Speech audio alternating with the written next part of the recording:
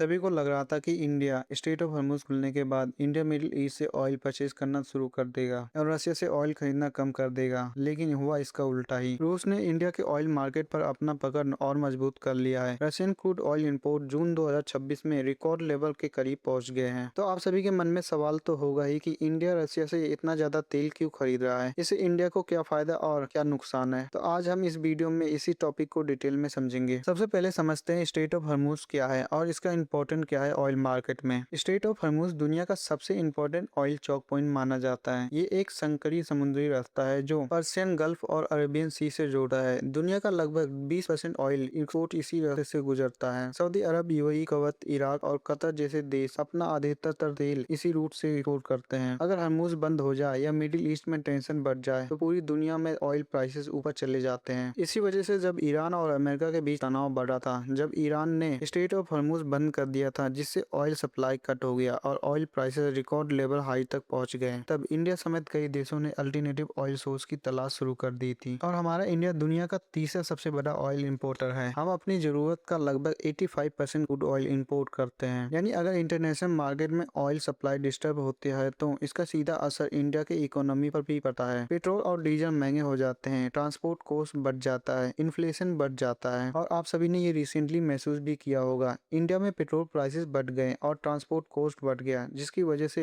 सामान महंगे हो गए। इसलिए इंडिया की सबसे बड़ी प्रायोरिटी है अफोर्डेबल और रिलायबल ऑयल सप्लायर। और इसी जगह रूस की एंट्री होती है। 2022 से पहले रूस इंडिया का मेजर ऑयल सप्लायर नहीं था, लेकिन यूक्रेन वॉर के बाद वेस्टर्न कंट्रीज ने रूस पर कई सैंक्शन लगा दिए। यूरोप ने रशिया का ऑयल खरीदना कम कर दिया। इसके बाद रशिया को एक नया बायर की जरूरत। इंडिया और चाइना ने इस मौके का फायदा उठाया। रूस ने डिस्काउंट पर क्रूड ऑयल बेचना शुरू किया। कई बार Russian crude oil international benchmark से 10 से $20 प्रति बैरल से सस्ते मिलने लगे। इंडियन रिफाइनरी ने तुरंत इसका फायदा उठाया। धीरे धीरे रूस इंडिया का सबसे बड़ा ऑयल सप्लायर बन गया। अब सिचुएशन ये है कि रूस इंडिया को सऊदी अरब और इराक से भी ज्यादा ऑयल सप्लाई कर रहा है। और हॉर्मुज क्राइसिस के बाद ये ट्रेंड रुकने के बजाय और तेजी से बढ़ गया। अब सबसे बड़ा सवाल, जब हॉर्मुज दोबारा खुल गया तो इंडिया ने गल्फ ऑयल पर वापस शिफ्ट नहीं किया। इसके पीछे कई कारण है। पहला कारण सस्ता ऑयल। रशियन क्रूड ऑयल अब कई केसेस में मिडिल ईस्ट के ऑयल से सस्ता पड़ रहा है। इंडिया के लिए कोस्ट सेविंग बहुत इंपॉर्टेंट है। दूसरा कारण है सप्लाई सिक्योरिटी। मिडिल ईस्ट में जियोपॉलिटिक टेंशन लगातार बने रहते हैं। रूस से ऑयल आने पर इंडिया अपना रिस्क डाइवर्स कर सकता है। तीसरा कारण है रिफाइनरी एडवांटेज। रिलायंस और नायरा जैसे Indian refinery Russian crude oil को इफिशिएंटली प्रोसेस कर सकते हैं। ये उनके लिए फायदेमंद भी है। चौथा कारण स्ट्रेटेजिक इंटरेस्ट। इंडिया किसी एक रीजन पर डिपेंड नहीं रहना चाहता है, इसलिए रशिया के साथ स्ट्रॉन्ग एनर्जी पार्टनरशिप इंडिया के लॉन्ग टर्म स्ट्रेटजी का हिस्सा बन चुकी है। रशियन ऑयल से इंडिया को कई फायदे मिल रहे हैं। इंपोर्ट बिल कम हो रहा है, फॉरेन एक्सचेंज की बचत हो रही है, पेट्रोल और डीजल की प्राइसेस को कंट्रोल करने में मदद मिल रहा है, इकोनॉमिक ग्रोथ को सपोर्ट मिल रहा है, एनर्जी सिक्योरिटी मजबूत हो रहा है। इसी वजह से इंडियन गवर्नमेंट और रिफाइनरी रशियन ऑयल को एक प्रैक्टिकल ऑप्शन के रूप में देख रहे हैं। लेकिन कई फायदे के साथ कुछ रिस्क भी इन्वॉल्व होते हैं। अगर इंडिया बहुत ज्यादा रशियन ऑयल पर डिपेंड हो जाता है तो फ्यूचर में सप्लाई डिस्टर्बेशन का रिस्क बढ़ सकता है। और वेस्टर्न कंट्रीज भी रशियन ऑयल ट्रेड को लेकर इंडिया पर प्रेशर बनाते रहते हैं। अगर सैंक्शन और स्ट्रिक्ट हो जाते हैं तो पेमेंट और शिपिंग में दिक्कत आ सकती है। यानी इंडिया को बैलेंस मेंटेन करना होगा, रशिया के साथ पार्टनरशिप भी और डाइवर्सिफिकेशन भी। तो दोस्तों, स्ट्रेट ऑफ हॉर्मुज को रीओपन होने के बाद भी रशियन ऑयल इंपोर्ट का बढ़ना एक क्लियर साइन है। इंडिया अब सिर्फ ट्रेडिशनल मिडिल ईस्ट सप्लायर पर निर्भर नहीं रहना चाहता है। रूस इंडिया के एनर्जी स्ट्रेटजी में एक मेजर पिलर बन चुका है। फिलहाल इंडिया का सस्ता और रिलायबल ऑयल मिल रहा है, लेकिन फ्यूचर में जियोपॉलिटिक्स ओवर डिपेंडेंसी भी ध्यान में रखना होगा। अब सवाल आपसे, क्या इंडिया का रशियन ऑयल पर भरोसा एक स्मार्ट इकोनॉमिक डिसीजन है या फ्यूचर का स्ट्रेटेजिकल रिस्क? कमेंट करके अपनी राय जरूर बताएं। अगर वीडियो पसंद आए तो लाइक, शेयर और सब्सक्राइब करना ना भूलें। मिलते हैं अगले वीडियो में। जय हिंद।